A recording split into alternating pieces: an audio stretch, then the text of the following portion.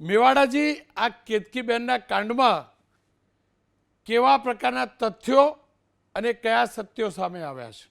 કેતકીબેન વ્યાસ જ્યારથી chief officer હતા એના પછી મામલતદાર બન્યા, મામલતદારમાંથી પ્રમોશન મેળવી નાયબ કલેક્ટર અને છેલ્લે અધિક કલેક્ટર બની અને એ અધિક કલેક્ટર તરીકે આણંદ ખાતે પોસ્ટેડ હતા. 2023માં જ્યારે એમના વિરુદ્ધ આ અરજી આવી કે તેમણે અપ્રમાણસર મિલકત એકત્ર કરેલી છે અને એ તપાસ શરૂ થઈ, સામાન્ય વહીવટ વિભાગે આ તપાસ કરવા માટે મંજૂરી આપેલી. એસીબીએ તપાસ કરી ત્યારે એમની જે આવક છે, કાયદેસરની પગારની આવક, એના કરતાં એમણે જે ખર્ચ કરેલો છે અને સંપત્તિઓ વસાવેલી છે એ 3,56,00,000 કરતાં વધુ રકમની હતી. આવક કરતાં વધુ સંપત્તિ એકત્ર કરેલી, એટલે લગભગ એમની આવકના 68.84% જેટલી એમની સંપત્તિ વધારે નીકળી છે. કોઈપણ સરકારી કર્મચારી કે અધિકારી પોતાની નિયત સરકારી આવક કરતાં વધારે સંપત્તિ જો એકત્ર કરે અથવા સંપત્તિ બનાવે તો એના વિરુદ્ધ ભ્રષ્ટાચાર નિવારણ અધિનિયમની કલમ 13 હેઠળ ગુનો દાખલ થાય છે. આ ગુનો દાખલ કરવામાં આવેલો. ગુનો દાખલ થયા બાદ એમની કાયદેસરની આવક કેટલી હતી એ માટે એમને કરેલી જેટલી નોકરી છે એ તમામ ઓફિસો પાસેથી એમની પગારની ડિટેલ્સ મંગાવવામાં આવેલી. એમના બેંકના ખાતાઓમાં એ રકમ કેટલી જમા થયેલી, એમણે કેટલી ઉપાડ કરેલો, એમણે કયા વિભાગમાં કે કયા ક્ષેત્રમાં ખર્ચ કરેલો એ બધી વિગતો મેળવેલી.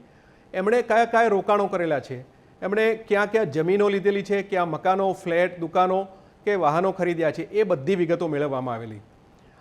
તપાસમાં એવું જણાયું કે એમણે પોતાના નામે કશું મિલકત ભેગી કરવાની કોશિશ કરી નથી, પણ એમણે એમના માતા અને પિતા એના નામે આ બધું રોકાણ અને જે સ્થાવર મિલકતો ભેગી કરી છે એ એમના માતા અને પિતાના નામે કરેલી છે.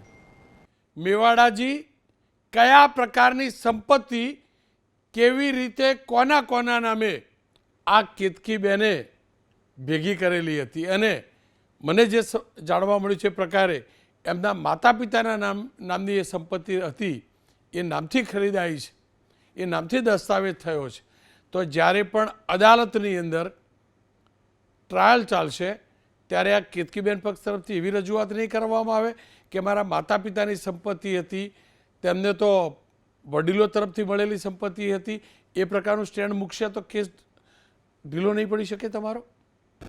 એમણે જે એમના માતા અને પિતાની આવક બતાવી છે એમાં એમના પિતા કર્મકાંડ, એટલે જે બ્રાહ્મણ જે વિધિઓ કરાવે છે એ કર્મકાંડની ક્રિયાકર્મ અને વિરમ ગામમાં એ બુક સ્ટોલ ધરાવે છે.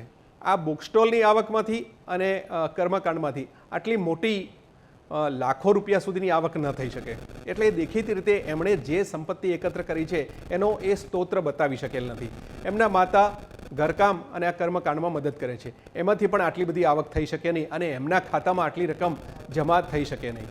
એટલે એમણે જે રકમ જે જમા કરાવેલી છે એ ખુલાસા ન કરી શકવાના કારણે આ કલમની હેઠળ ગુનાની વ્યાખ્યામાં આવી જતી હતી.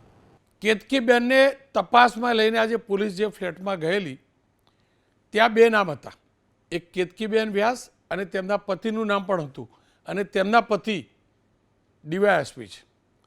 તો એવી રજૂઆત નહીં કરે કે આ ફ્લેટ તો બંનેના નામથી છે, એનો મતલબ જે સંપત્તિ ખરીદાઈ એ બંનેના પગારમાંથી ખરીદાઈ અથવા બંનેની બચતમાંથી ખરીદાઈ?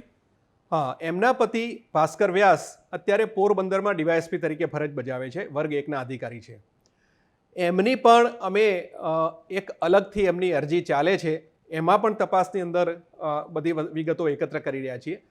એમાં સ્પષ્ટ એવું જણાઈ રહ્યું છે કે એમના પતિની આવકમાંથી એમણે અલગ મિલકતો ભેગી કરેલી હોઈ શકે, કેતકીબેને એમની પોતાની આવકમાંથી અલગ મિલકત ભેગી કરેલી હોઈ શકે, પરંતુ બંને જણાની જે સંયુક્ત મિલકત છે એ કોણે એનું પેમેન્ટ કરેલું હતું એની ટ્રેલ મેળવવામાં આવે છે. એટલે કોઈ એમ ના કહી શકે કે મારી રકમમાંથી આ સંપત્તિ ભેગી કરેલી છે કે એમની રકમમાંથી કરેલી છે.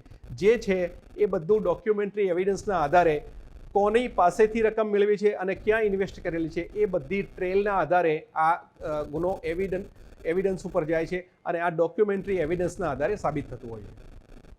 એસીબીએ જે તેમની સંપત્તિની રકમ ગણી છે તે શું જંત્રીના ભાવે ગણી છે દસ્તાવેજ થયો એ ભાવે ગણી છે કે પછી બજાર ભાવ પ્રમાણે આ સંપત્તિ છે? એસીબી જે તપાસ કરે છે એ ડોક્યુમેન્ટરી એવિડન્સના આધારે કરે છે. એટલે એમણે જે કોઈ દસ્તાવેજ કરેલો હોય એ મકાન કે દુકાન કે જમીન કે ફ્લેટ ગમે તેનો, એ દસ્તાવેજમાં જેટલી રકમ લખેલી હોય છે અને જેટલી રકમ ચૂકવેલી હોય છે કે જેની પહોંચ એ દસ્તાવેજથી જ આપવામાં આવે છે એ રકમ જ ગણાય છે. બહાર ગમે એટલા મોટા સોદા થયા હોય પણ એને બહારની રીતે એને ગણવાના રહે છે, એને સાબિત કરી શકાતા નથી. એટલે જે જંત્રીની રકમ એટલે કે દસ્તાવેજમાં જે લખાયેલી રકમ છે એ જ ગણવામાં આવે છે. એ મુજબ જ ગણતરી થયેલી હોય છે. આ કેતકીબેન ક્લાસ 1 ઓફિસર હતા એટલે એમનો પગાર પણ વધુ હશે ને, તો એ પગારમાંથી પણ તો આ ખરીદ્યું હોય ને બધું. પગારમાંથી તેમને કેટલો ખર્ચો કરેલો?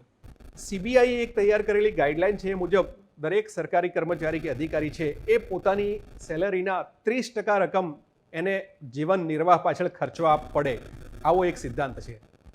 કોર્ટોએ પણ પ્રસ્થાપિત કરેલું છે.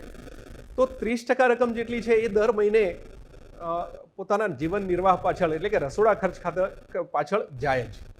પણ આ કેતકીબેને એમના સમયગાળામાં લગભગ 10 વર્ષના સમયગાળામાંથી 8 વર્ષનો સમયગાળો એવો છે કે એમને એમના પગારમાંથી 1 રૂપિયાનો પણ સિંગલ રૂપિયાનો ઉપાડ કરેલો નથી.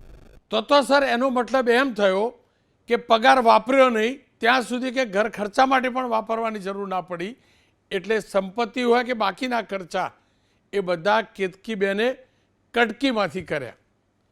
માની શકાય એવું એ પ્રકારના આરોપ છે? એ જ માની શકાય. અમે જે એમનું 10 વર્ષનું કેલ્ક્યુલેશન તૈયાર કર્યું છે એમાંથી 8 વર્ષ એમના એવા છે કે એમાંથી 1 રૂપિયાનો સિંગલ રૂપિયાનો ઉપાડ નથી. એક વર્ષ તો એવું પણ હતું કે એમનો 10,67,000 જેટલો પગાર હતો વાર્ષિક, એમાંથી ફક્ત 30,000 રૂપિયાનો જ ઉપાડ થયેલો છે. મતલબ વ્યક્તિ રસોડા પાછળ પણ ખર્ચ ના કરે તો એ ખર્ચ ક્યાંથી થયો હોઈ શકે? તો જે આવક થઈ એ આવક એમણે બેલેન્સ રાખેલી છે. તો રસોડા પાછળ ખર્ચ કરેલો છે એ કઈ આવકમાંથી થયો એનો ખુલાસો એ કરી શક્યા નથી.